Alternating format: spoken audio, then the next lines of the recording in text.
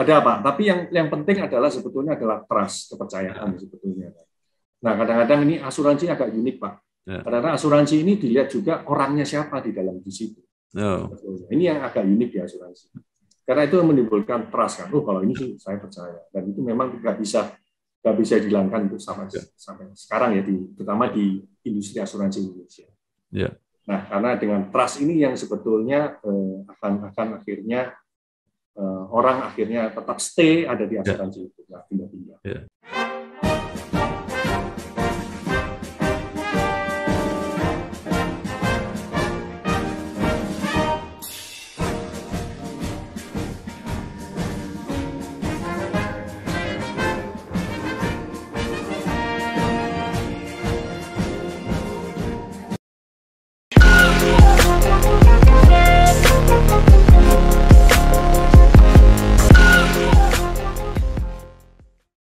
Halo Biotizen, sudah tahu belum kalau sekarang ada metode baru pengambilan sampel untuk deteksi COVID-19 selain swab lo? Biosaliva merupakan alternatif pengambilan sampel untuk deteksi COVID-19. Dengan Biosaliva, tes PCR COVID-19 akan lebih nyaman karena sampelnya diambil melalui metode kumur-kumur.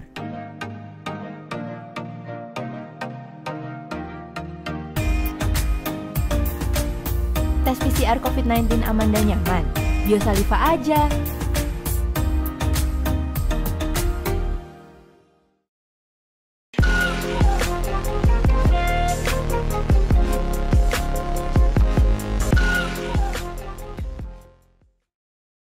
Bersama saya Bambang Sadono di kanal Inspirasi untuk Bangsa. Mudah-mudahan kanal ini bisa selalu memberi inspirasi, motivasi, edukasi, informasi, syukur bisa membantu mencari solusi. Kami sedang mempersiapkan beberapa video untuk mewawancarai para alumni Universitas Diponegoro dalam rangka 64 tahun Universitas Diponegoro. Hari ini saya sudah bersama dengan Insinyur Doni Gandamana, adalah Direktur PT Asuransi Zurich Indonesia.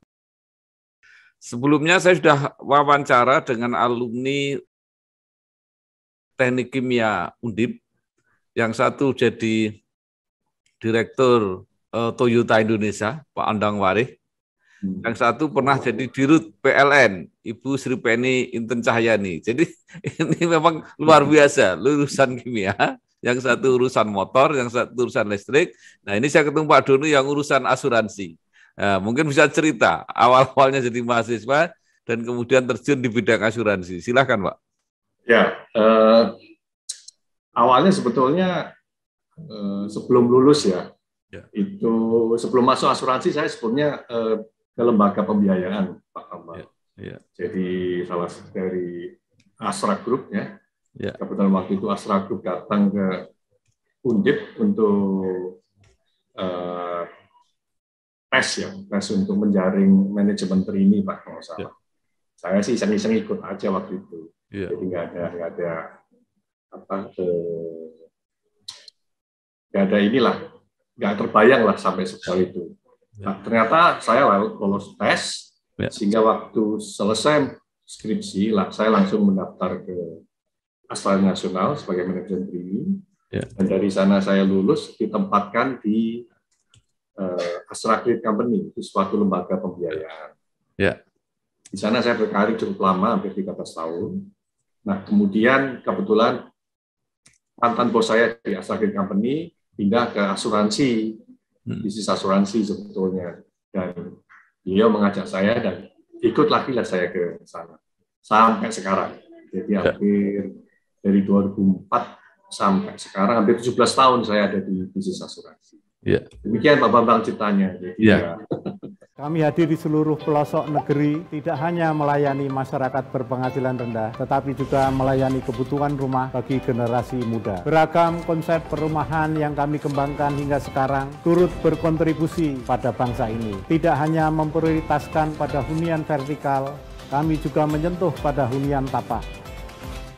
Jadi langsung pindah tadi dari Astra ke asuransi Zurich ini Pak ya? Sebelum Zurich adalah asuransi Adira Dinamika, Pak. Asuransi Adira Dinamika, dan kebetulan asuransi Adira Dinamika diakuisisi oleh Zurich Group, Global Zurich Group tahun 2000 kira-kira 1 tahun yang lalu lah. Ya. Dan berubah nama di bulan November ini menjadi Zurich Asuransi Indonesia. Pak Doni, ini saya juga apa ya sebenarnya yang terjadi gejalanya itu? Banyak sekali, artinya baik yang akuisisi maupun yang langsung dari internasional dulu langsung membuat cabang atau divisi di Indonesia. Kelihatannya dunia asuransi Indonesia ini jadi incaran asuransi internasional. Ya mungkin pertama adalah masalah market, Pak. Jujur ngomong kan market di Indonesia itu besar sekali dengan jumlah penduduk 270 juta dan bonus demografi kita yang nanti dalam waktu dekat ya, para pekerja yang mungkin hampir 80 juta kalau nggak salah milenial. Ya. Itu orang melirik banyak ke Indonesia. Ya. Satu. Yang kedua adalah kebetulan penetrasi market insuran di Indonesia. Ya. Kalau kita bandingkan GDP kita dengan asuransi ya, dari asuransi itu masih rendah sekali. Ya. Jadi kita paling cuma kalau general insurance ya asuransi umum misalnya itu cuma 0,55% dibanding dengan GDP. Nah ini rendah sekali. Jadi kemungkinan untuk growth ke depan itu besar sekali. Dan ini ketiga Bapak tahu bahwa industri asuransi nggak pernah turun, Pak. Ya. Industri asuransi average dia tiap tahun naik 10%. Ya. Ini menunjukkan bahwa masa depan di insurance cukup bagus di Indonesia dari sisi demografi dan kapasitas yang memang akan terus meningkat, dan itulah yang membuat akhirnya asing pada masuk sini semua, Pak.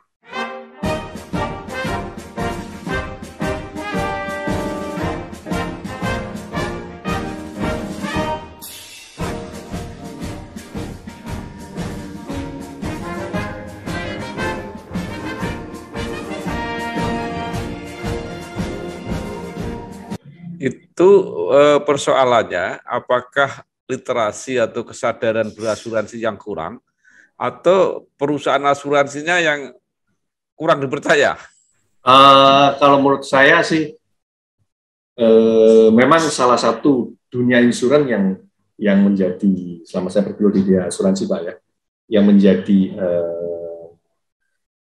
PR bersama adalah literasi mengenai asuransi. Jadi ya di mata masyarakat mungkin zaman sebelumnya adalah kebutuhan asuransi adalah untuk kesekiannya lah. Yeah. Jadi istilahnya masih membutuhkan untuk keperluan yang lain. Yeah. Tapi ke depan rasanya asuransi sudah menjadi kebutuhan yang mutlak, Pak. Apalagi setelah kita rasain dengan pandemik ini ya. Yeah. Asuransi kesehatan, waduh orang bisa beli meskipun ada memang BPJS ya. Tapi kalau ada mempunyai keinginan untuk mendapatkan lebih, pasti dia akan membeli asuransi yang yang lebih juga. Gitu. Yeah. Terus kemudian kendaraan, kemudian properti dan sebagainya. Jadi masih sangat luas. Yeah. Seperti yang saya bilang, dibandingkan di GDP, premi asuransi general umum baru 0,55%. Jadi kita tetangga misalkan Singapura, Malaysia, mereka memiliki 4 kali lipat dari kita, Pak. Jadi itulah yang istilahnya masa depan asuransi di Indonesia sangat menjanjikan. Kenapa asing ada masuk sih? Rebutan Pak, biasa Pak. Ada gila, ada semut.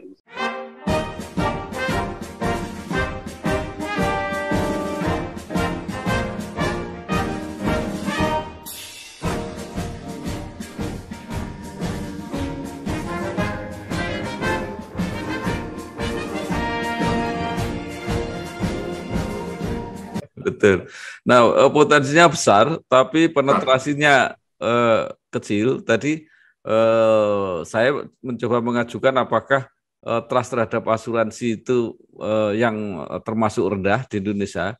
Karena kan kita sering banyak kasus-kasus yang mengemuka yang membuat orang kecewa, ragu-ragu, atau takut berasuransi. Ya, memang sebetulnya perjanjian antara asuransi dengan nasabah itu ada di polis, Pak, sebetulnya. Yeah. Jadi sebetulnya ini yang selalu menjadi PR bersama juga, bahwa sebelum membeli polis, alangkah baiknya customer atau nasabah itu, calon nasabah itu mengerti arti polis. Karena itu sebetulnya yang mengikat secara legal antara asuransi dengan pemegang polis dari isi polis itu. Nah, ini yang sebetulnya kadang-kadang di awal sih oke-oke aja, ya udah asal taken bayar selesai. Jadi begitu ada klaim dan sebagainya, nah itu terjadi dispute, terjadi perbedaan dan sehingga akhirnya ribut dan sebagainya. Nah, ini memang ada Pak seperti itu. Tapi kalau dilihat dari persentage-nya memang ya masih bisa diiniin lah. Cuman memang kadang-kadang ada kasus yang akhirnya jadi blow up dan sebagainya. Tapi sebetulnya dari sisi industri juga, kemudian regulator juga, kita juga ada yang namanya istilahnya badan independen, imparsial juga, yaitu Badan Mediasi dan Arbitrasi Asuransi Indonesia yang memediasi kalau terjadi dispute.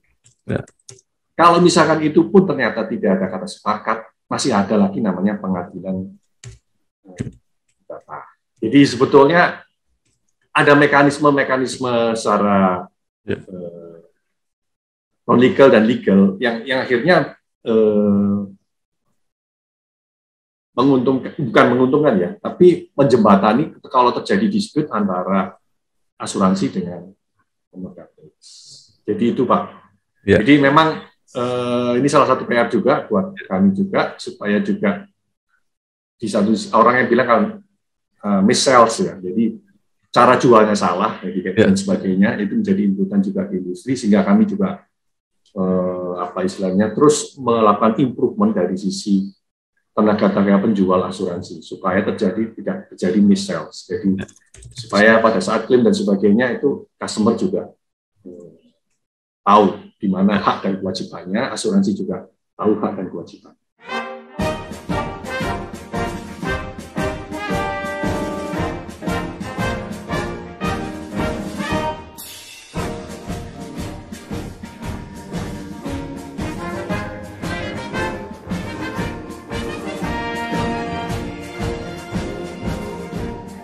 Salah satu yang sekarang sedang menjadi trending topik gitu ya, artinya sesuatu yang sedang banyak dibicarakan. Ini kan produk asuransi yang namanya unit link.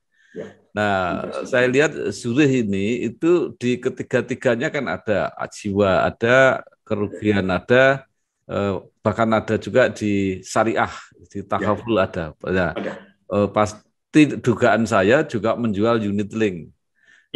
Nah, untuk live-nya ya. Itu sebenarnya apa Pak? Apa dari segi sistemnya?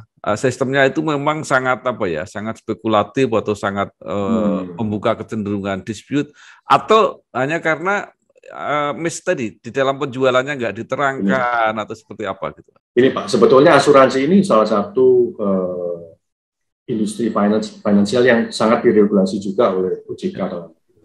Jadi selama saya bergerak masuk dalam dunia asuransi tahun 2004 sampai sekarang, tiap tahun saya lihat perkembangannya memang luar biasa dari sisi regulator untuk melakukan regulasi ya, supaya bisnis asuransi ini berjalan dengan baik. Salah satunya adalah pada saat menjual produk apapun dengan term condition tertentu, kita tuh selalu lapor dan report ke OJK. Dan OJK selalu melihat produk-produk ini sebetulnya adalah jangan sampai dalam tanda kutip produk itu seperti kayak terlalu spekulatif Pak ya, ngerti ya.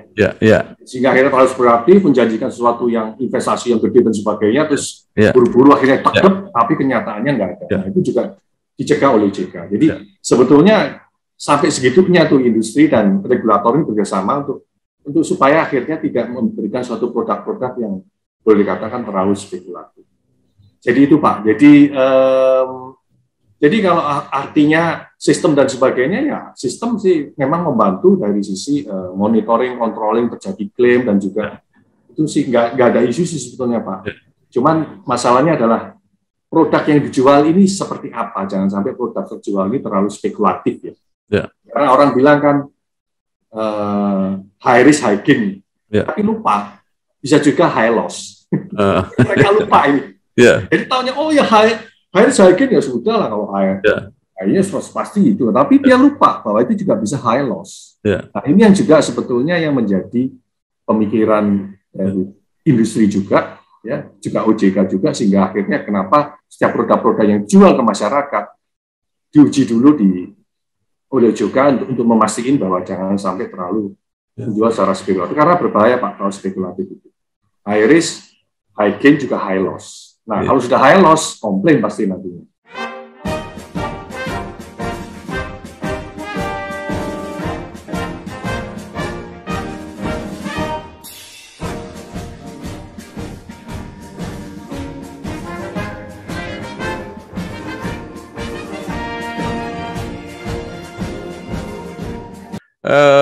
Unit link ini kan perpaduan antara asuransi, proteksi, dan investasi. Ya. Nah, saya sendiri belum begitu paham sih.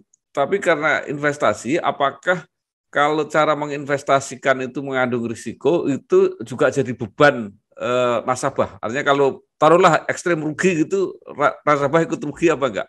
Iya dong Pak, karena kan sebetulnya sama aja dengan investasi kita dengan saya sendiri misalkan main saham, sama aja. Kalau Bapak beli saham yang bukan blue chip, ya gorengan apalagi kan, wah itu high risk, high gain iya, tapi lupa, kadang-kadang juga high loss. Prinsipnya sama sebetulnya. Nah, cuman dari pihak asuransi dan sebagainya itu ada regulasinya yang dibikin akhirnya jangan sampai akhirnya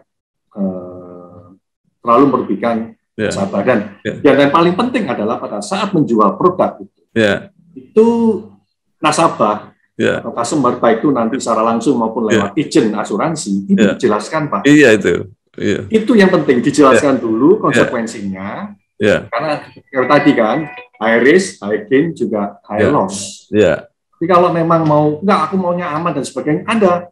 Jadi memang ada beberapa investment yang boleh katakan returnnya nggak terlalu tinggi, tapi ya stabil dan aman. Ada juga. Jadi itu pilihan sih Pak, pilihan menurut saya.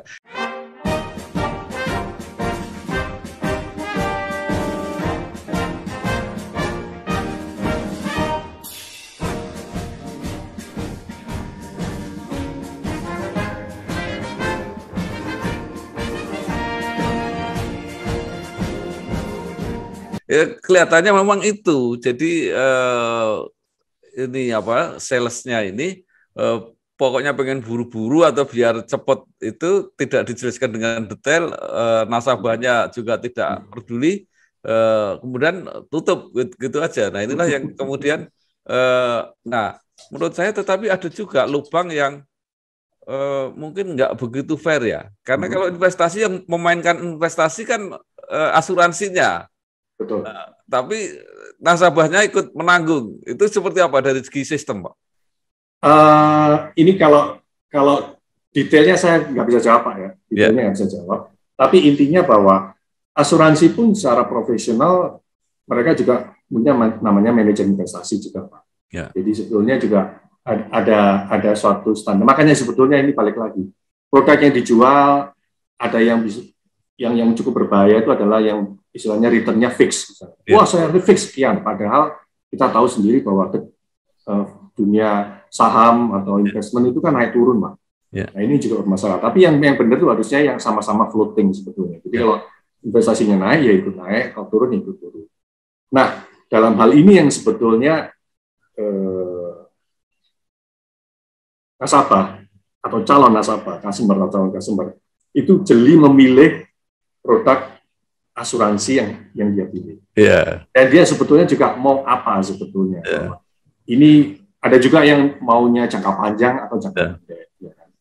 Kalau ternyata dia maunya jangka pendek karena dia tahun depan mau pakai investasinya di asuransinya untuk keperluan lain, ya pilih asuransi produk jangka pendek. Jangan kebalik. Jadi milih asuransi yang produk untuk jangka panjang, tapi sebetulnya dia keperluannya untuk jangka pendek. Ini yang bikin akhirnya menjadi salah investasi.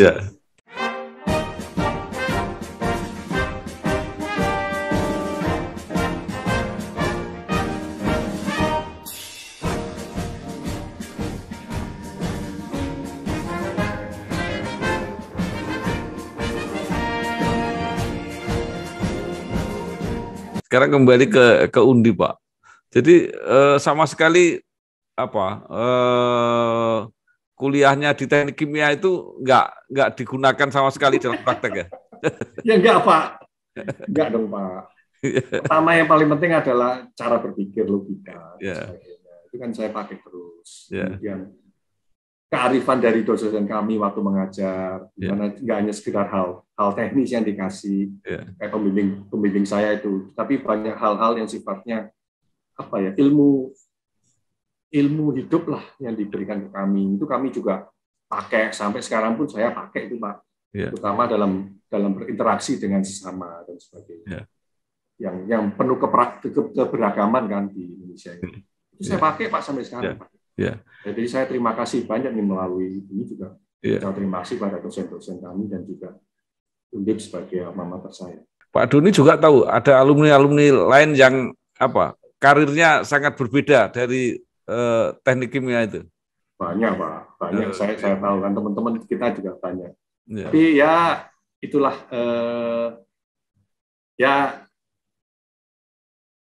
saya bisa seperti ini ya Undip, Pak, karena Undip. Nah, itu aja. Bisa seperti ini ya Undip. Ini juga Bapak juga, saya juga. Kemudian saya dengan bangga kalau di mana-mana dulu sama anak Undip. Meskipun dari awal pekerjaan dulu agak minder, Pak. Karena biasa kan kita kalau lihat, apalagi saya teknik ya. Kalau lihat teman-teman dari ITB, wah, dari UI, wah, dari ITS, dari UGM, waduh, minder duluan kan. Tapi pada saat kerja, ya ini diuntungkan sih. Jadi seolah-olah kan kita kayak underdog, Pak. Gara-gara underdog, tapi semangat berjuangnya jadi lebih tinggi, Pak. Lebih tinggi. Saya rasain. Pada saat awal-awal bekerja pertama kali.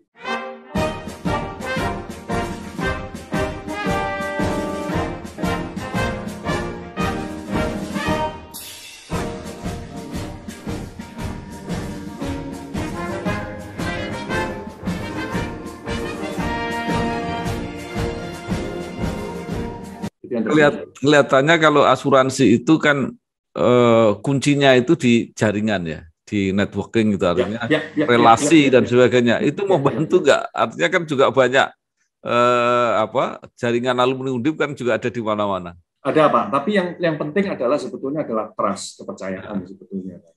Nah, kadang-kadang ini asuransi agak unik, Pak. Kadang-kadang asuransi ini dilihat juga orangnya siapa di dalam di situ. Ini yang agak unik di asuransi. Karena itu menimbulkan trust kan. Kalau ini sih saya percaya. Dan itu memang nggak bisa dihilangkan itu sampai sekarang ya, terutama di industri asuransi Indonesia. Nah, karena dengan trust ini yang sebetulnya akan akhirnya orang akhirnya tetap stay ada di asuransi itu, nggak pindah-pindah. Jadi kalau begitu ya memang asuransi internasional pun harus mengandalkan orang Indonesia ya, kan yang dikenal orang Indonesia. Betul sekali, Pak.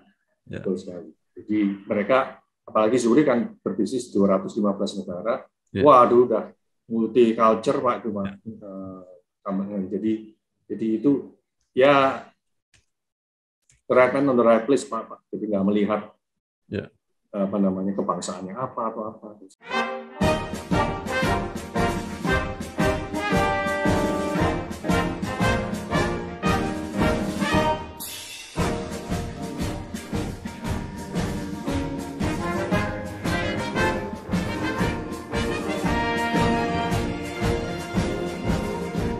Baik, Pak Doni, terakhir mungkin ada saran apakah untuk alma mater gitu ya, untuk mempersiapkan generasi seterusnya seperti apa, untuk yang sekarang jadi mahasiswa itu mungkin bisa diberitahu tantangannya di dunia praktek itu seperti apa, para alumni baru dan sebagainya, silakan, Pak.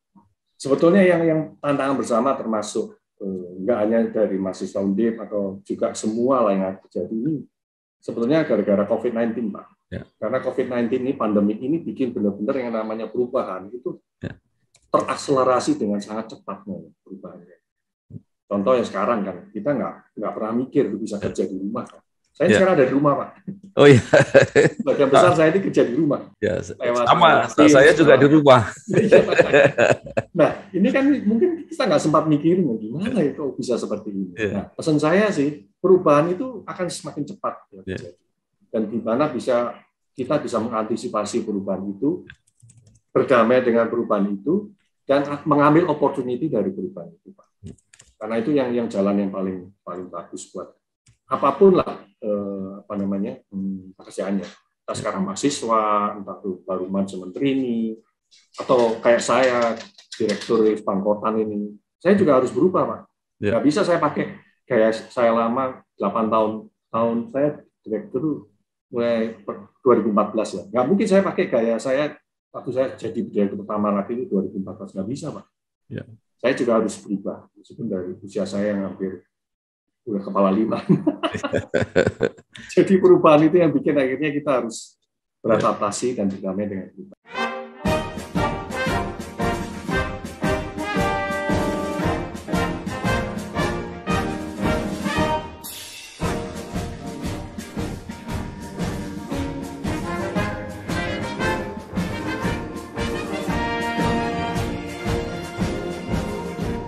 Baik, terima kasih sekali Bapak Insinyur Doni Gantamana, Direktur PT Asuransi Zurich Indonesia. Mudah-mudahan pengetahuan yang dibagikan bermanfaat untuk kita semua, bukan hanya untuk para alumni atau mahasiswa Undip, tapi untuk masyarakat semua yang berhubungan dengan dunia asuransi. Sukses Pak Doni. Terima kasih Pak Bambang. Terima kasih. Sampai ketemu. Sampai ketemu.